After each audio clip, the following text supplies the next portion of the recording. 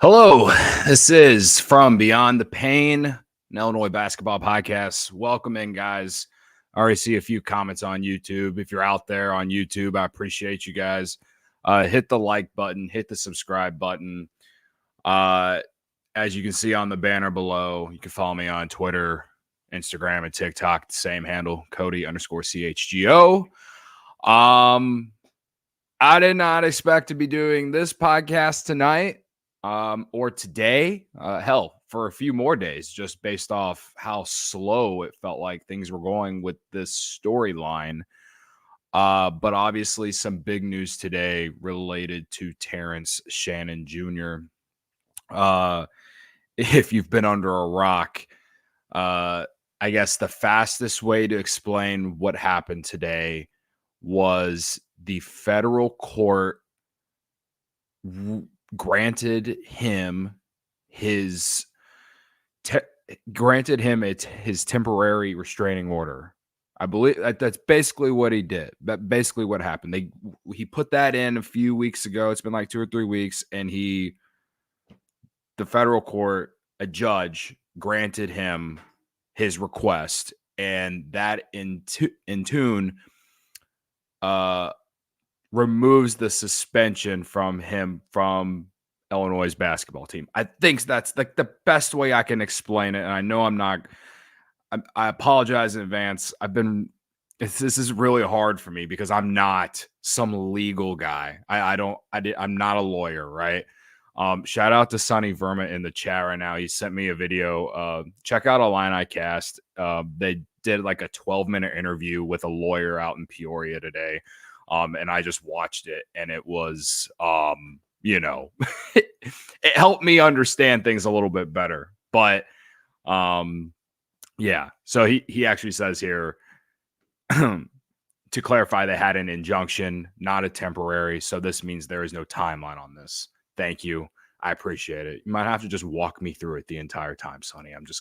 I honestly should just ask you to come on the podcast. So, anyway, it is what it is. But,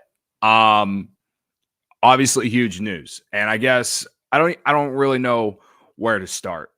I guess I'll just start with say that I'm pretty shocked. In general, I'm pretty shocked about it. I've said on this podcast for the last month that I didn't think he was going to play the rest of the year for Illinois, and obviously I was wrong. I've gone back and forth on how I feel about the entire situation. Obviously, a lot of people are on his side, and I think there's obviously a lot of people who are not on his side.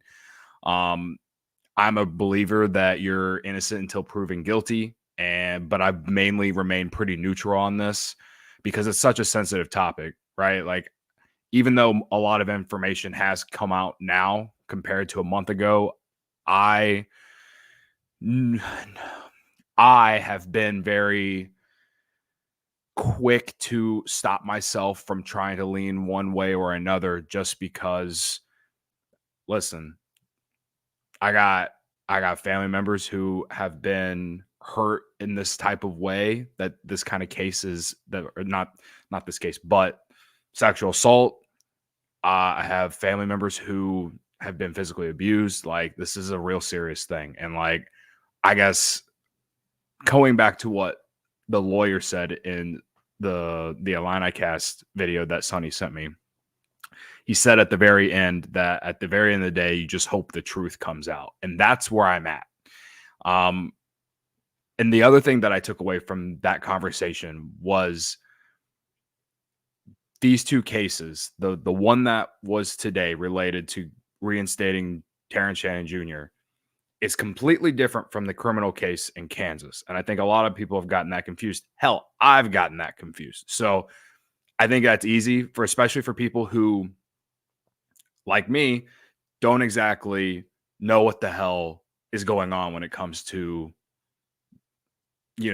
courts, the legal system, all of it. It's all very confusing, a lot of big words, right? So, anyway, I really encourage people to go watch that video. I was also watching the newest it's the show that Ryan Evan does. I'm decent friends with him on Twitter, and they were doing some reacting to that to this news today. And they kind of have some inside information. I remember Ryan saying something along the lines that that criminal case could be dismissed before even that the February 23rd hearing.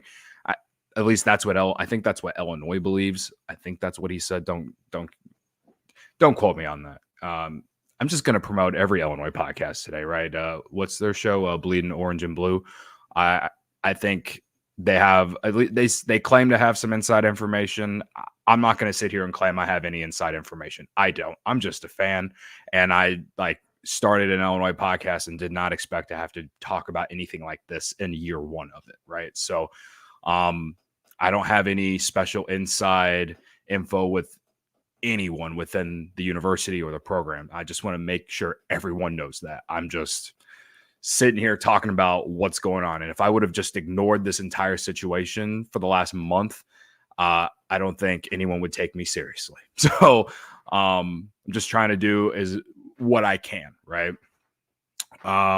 So Christy in the chat says, video so far only shows that they were both in the bar at the same time. And I think one of the reasons that I've said a few times on this podcast was that if you put a gun to my head, I would lean that he is innocent just based off the information that we've been given. As in, there's no video evidence of this action, among other things. But so to me, a lot of it is going to come down to he said, she said, blah, blah, blah. And I don't know.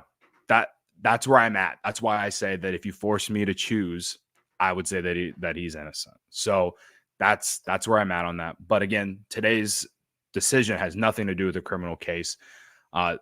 Today's decision is actually pretty wild when you think about it. It all came down to the fact that Terrence Shannon and his lawyers argued that if he isn't back on the basketball team, that his life would be what did he say in his letter? His life could be ruined, basically. And the fact that NIL is a thing, he's making money off that. He described in the letter that he wrote that his NIL money helps him pay for a lot of things, not just for himself, but for his family, this and that. It also ruins his draft stock. The judge referenced the fact that she actually looked at mock drafts and saw that Terrence Shannon Jr. fell like 17 spots on a mock draft. Would love to know which one she's talking about, but in some ways, pretty wild. When's the last time that's ever happened? Can't believe it, to be honest. But it is an argument that, yes, because of this situation, he is losing he's potentially losing millions of dollars, potentially losing, a lot of things. And I think the key thing here is that he has not been convicted. And so, as he's still technically an innocent man, and I think if you're innocent, you should still be able to work. That just like in simple man terms, that's what I think, right? So, I think that was the main argument.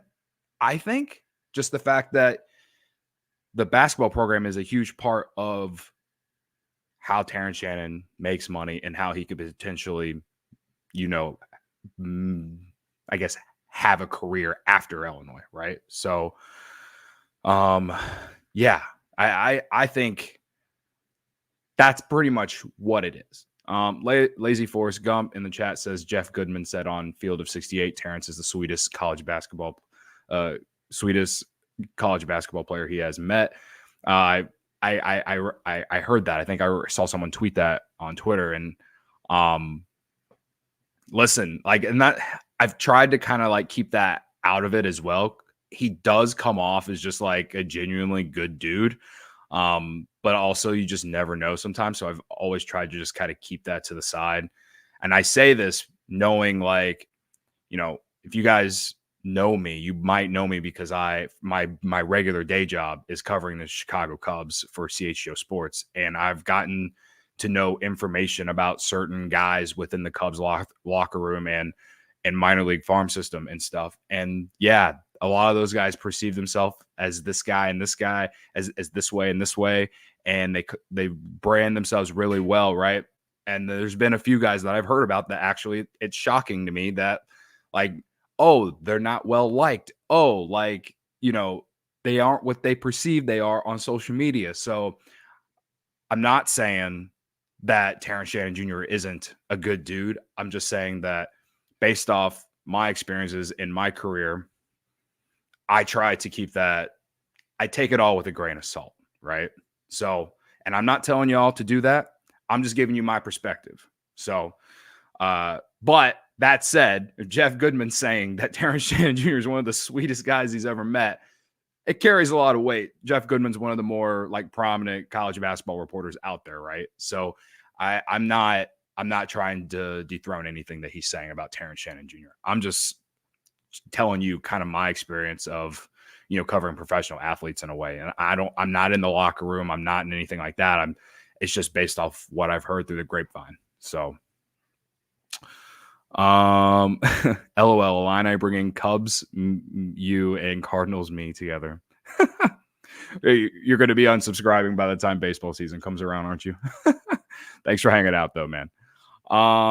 Joe Groves points out in the chat, remember, he has not formally been charged of anything. And yeah, I was kind of mentioning that, I basically beat around the bush of that. And I think that plays a big part in why this happened today, right? I think technically it's just a complaint, right? Correct me if I'm wrong on that. Anyway, so I guess at this point it's, you know, is he going to play on Sunday against Rutgers? Like, I assume so. I'm interested in how things are going to go for the team now. And I know there's been a lot of discourse and conversation of like, will Brad Underwood play Terrence Shannon? Play Terrence Shannon. And it just feels like it would create an even bigger distraction if they didn't. You know what I mean? Like, because he was unsuspended because of these reasons, because of how it affects his future career. And I think, and this is like tinfoil hat Cody right now, I think that if Brad Underwood didn't play him, in some ways, he might lose the locker room, because I haven't forgot that like 5 or 6 players went and supported Terrence Shannon at that hearing that he had a couple weeks ago. So that I just based off the simple thought of that, I just feel like Brad Underwood is going to play Terrence Shannon Jr. Also, in some ways, I feel like it could affect recruiting if he doesn't play him, because it's showing that he doesn't have Terrence Shannon Jr.'s back. And I'm, you know, also tinfoil hat thinking theory in my head, right? So, again, I think they're gonna play him. And the fact that Illinois came out with such a quick statement following the news, basically saying that he's reinstated, this and that, like they didn't try to fight it or anything like that. At least based off that statement from their spokesperson, seems like both, like, things worked out for both parties, right? Like Illinois did what they had to do based off their policy, and Terrence Shannon Jr. did what he did to try and get back on the team. And now Illinois is just following the legal process, I believe, right? I do think that Illinois believes that Terrence Shannon is innocent. And I kind of got bombarded by some moron on Twitter this afternoon saying that all I care about is the team winning and I don't care about the victim or whatever. And it's just like, if Illinois really thought this guy was guilty, I think they really would go through the process of not playing him. I really do genuinely believe that. Or there would be, I think things would look so much worse for sure. But they've seemed to be very supportive of him. The way Josh Whitman has talked about him in press conferences. I mean, when I say press conferences, I just say the one press conference he's had talking about him. It seems like they completely support him. So again, outside looking in as a fan, but that's just the way that I see it. So who knows? Sonny makes a good point.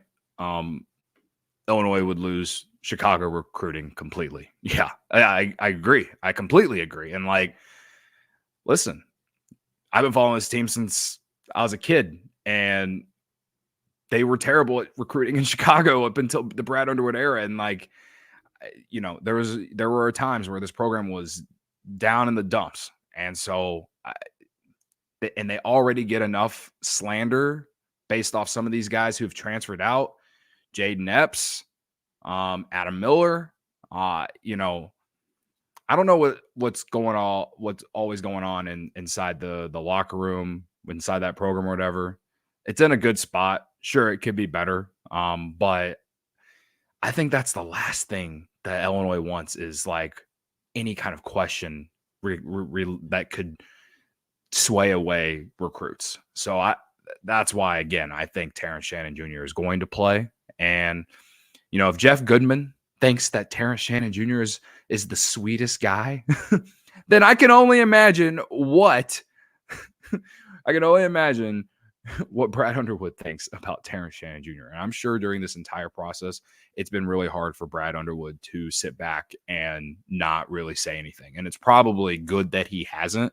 Just stick to basketball. As much as I hate, the idea of sticking to sports in this situation, I'm glad that, he's just done his job, which is just coaching the team and letting university deal with the situation. So there are parts of it that it's been frustrating for sure, but I think Brad Underwood has handled this as well as he possibly could.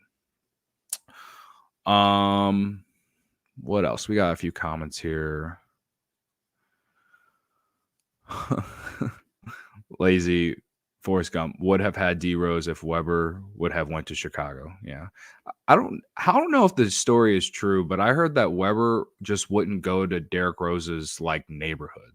Like something like that. I don't know. That's just something that I've been told from like other fans or whatever. I didn't follow recruiting well enough in the late 2000s. I was in high school still. And the internet, I didn't know how to use the internet at the time. That's something I need to go dig up and learn myself.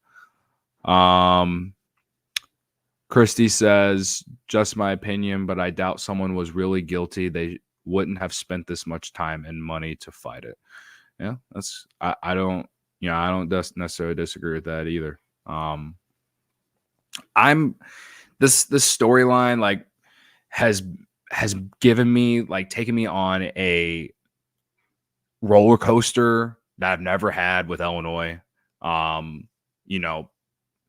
When the news came out, like I was so disappointed and so sad, not only from a basketball perspective, but like I just felt like everything I thought about Terrence Shannon Jr. was wrong. And I'll admit, yeah, I jumped to the worst idea for sure. And who knows? Again, the case from today is completely separate from the case in Kansas, but again, with all the information that we even have at this point, we still like it just feels like that he's going to get out of this. At least that's what it feels from my point of view. And I think a lot of people feel that. So you got to let time play out and all that, of course. And again, I like I said at the beginning, I genuinely hope that the truth comes out.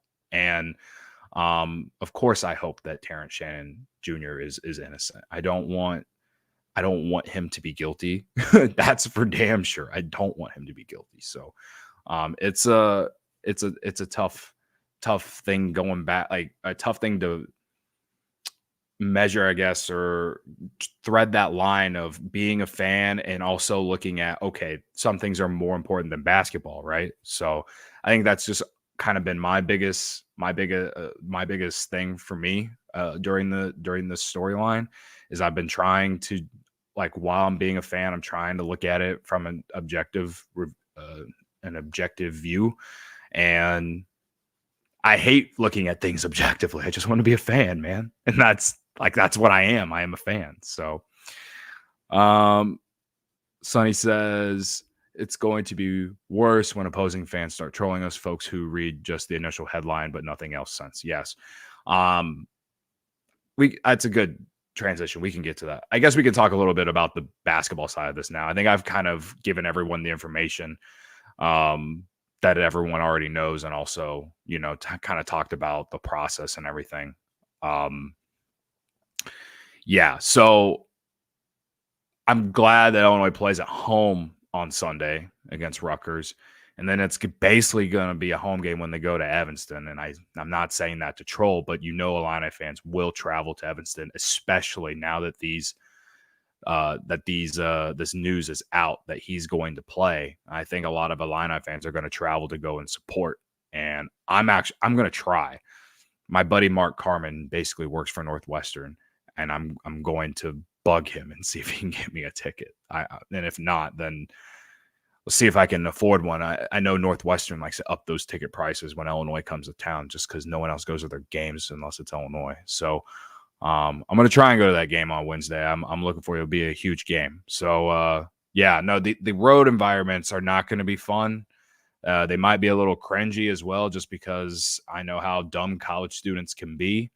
Because I used to be one, but yeah, he's definitely going to hear it. And I'm going to say this. You know how like Michigan did this whole Michigan against the world mantra during the national championship run? I personally, like, I still, even though I feel that Terrence Shannon Jr. is innocent in all this, I don't want Illinois to do this. I do not want Illinois to do that. I want him to use the slander and all that as motivation and energy to go out and play. But I just don't want Brad Underwood or a player or someone to come out and say it's like Illinois against the world. Like, I don't want that. I really don't. And the reason I say is, like, the way that Michigan did, it's like, dude, you guys got you guys self-suspended John Harbaugh, right? Like, I don't know. It's a lot different because they got caught for cheating. It's not like this serious of an allegation, but I just thought what Michigan did during their run to the championship for college football this year was just so lame. It really was. And I just don't want Illinois to do that. So, if they want to do that internally, great. Just please don't say it in the media, please, or tweet it or whatever. Like, I don't want it to become a public thing. I really don't. So, Iowa is gonna get nasty. Lazy Forrest Gump. Yeah, well, Iowa always is nasty. I look forward to beating Iowa this year. I really do, especially now that TSJ is back. I really do look forward to it. Like, I still have not forgot about last year's game at Iowa that they should have won. Also, I have not forgot that their fans think that the Orange Crush belongs in jail just because of their annual trip that they make.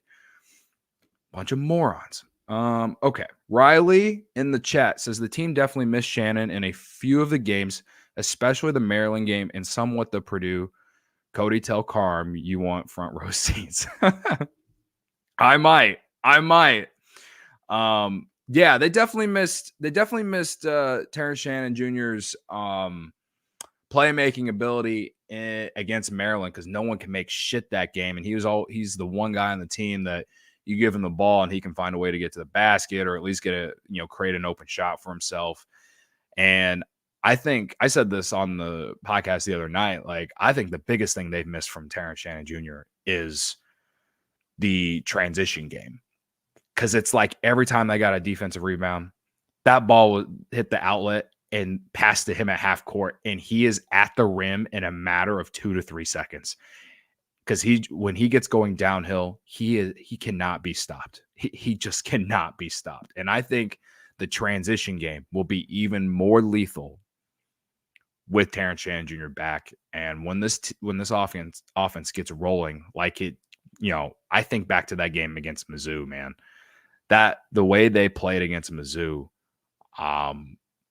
that was not only was that game fun and you beat your rival in St. Louis, but it was like they were so efficient in that game, right? And I think, I don't know if that's the peak of that offense, and Mizzou isn't that good this year, but you know, you just saw so many times when they got out in transition with TSJ going downhill to the rim.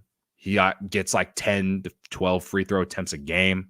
Like, I think it's going to be a huge boost offensively. And Sonny in the chat, he's pointing out defensively too. Yeah, he's a two-way player, right? They were top 20 in defensive efficiency with him at the line. Number 92 with him out. He's a stopper. Yeah, no, absolutely. I mean, he's probably the best two-way player in college basketball, right? I would say so. I mean, I have not forgot that Andy Katz put him number 3 best player in the country behind Zach Edey and Hunter Dickinson. This guy is one of the best guards in the country, if not the best, when playing at the elite level that he has this year, right? So I agree. Let's see. Like it is 2023, he says, with Damask and Coleman stepping out of TSJ's shadow, this team will be really tough. So many weapons. Well, yeah, I've also been screaming about how how Brad hasn't played enough guys, right? Like against Maryland, they went 2 deep off the bench. He played Moretti in the last game, so they went 3 deep off the bench. Now you add TSJ back into your starting lineup, and you have Goody coming off the bench, most likely. So you're able to at least have 4 guys come off the bench. Maybe DGL will get some time eventually.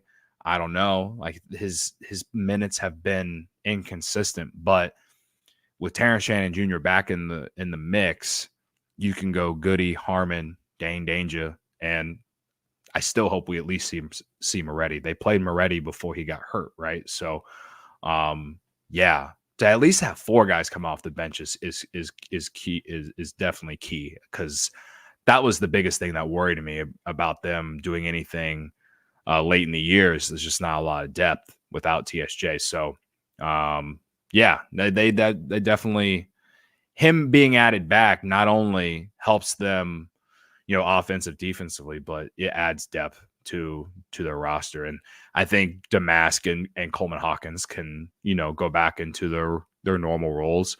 But man, I think Damask for sure will take lesser shots, but if Coleman Hawkins keeps playing like he's been playing with TSJ, which I think is possible because, he's so versatile.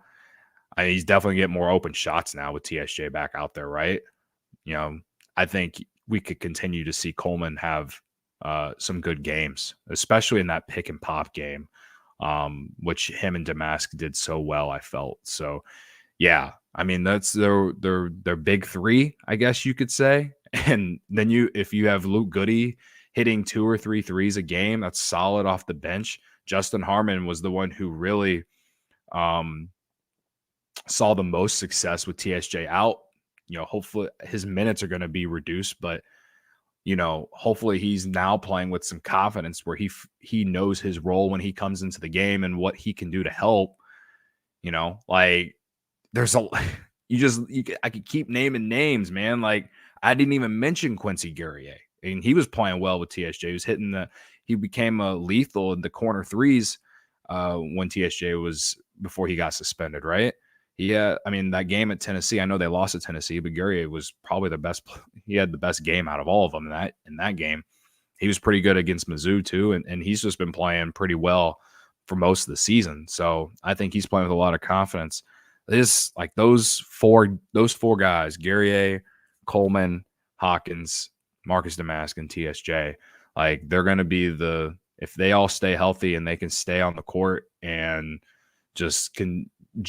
can basically revert back into like what they were before this whole off the court thing happened, man. Like the sky's the limit. I mean, I thought that they could be a second weekend team without TSJ, like if everything went right. But with TSJ, man, if they give me a few games just to see how this team, plays on the road and in tough environments, considering everything that's happened. And I will if things go well, I'll easily talk myself into Final Four or bust. I know I will. I'm a delusional fan. What do you expect out of me?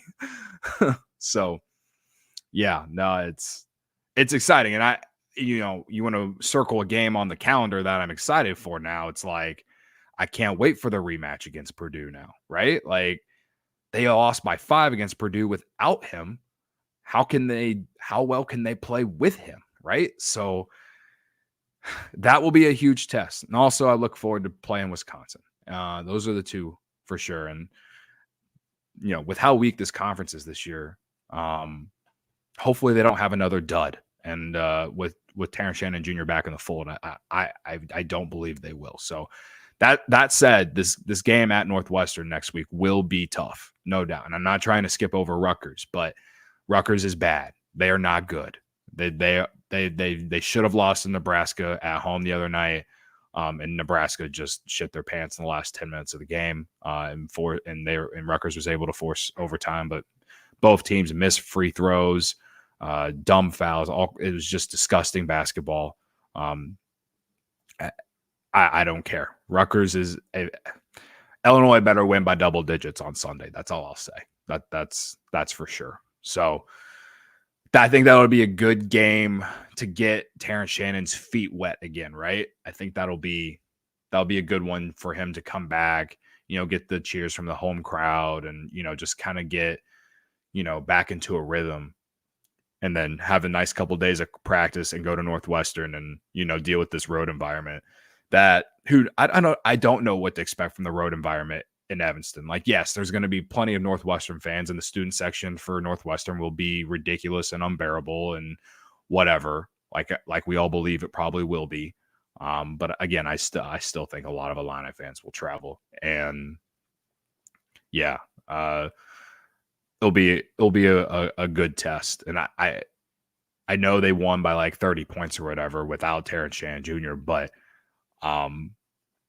that road test with him back, on top of the fact that Northwestern plays really good at home, it does scare me a little bit. So these next two games are definitely key. Definitely need to win on Sunday just to maintain pace for that second and third spot in the Big Ten. But you gotta win. You gotta eventually win some road games outside of just beating Michigan, right? So with how well they played against Northwestern the first time, hopefully they watch the film and realize we can beat them without shooting 60%, because I believe they shot 60% in that game. So